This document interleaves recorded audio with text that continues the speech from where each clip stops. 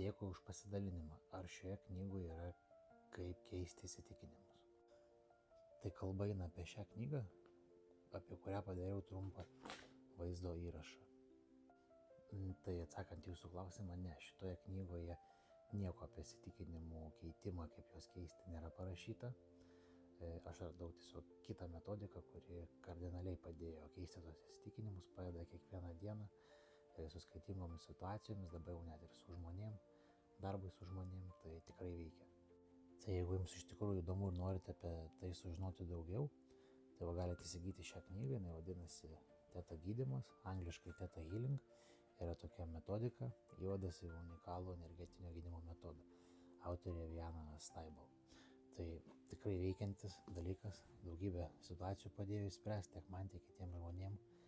Tai jeigu norite ypatingai dirbti pati mokytis su savo situacijomis, tai rekomenduoju pradėti nuo šitos knygos. Ir nuo to iš esmės visa kelionė ir prasideda. Tai jeigu domina, kviečiu žengti žingsnį, įsigykite šią knygą ir paskui būtų įdomu, jeigu parašytumėt, kaip jums sekėsi. Sėkmės.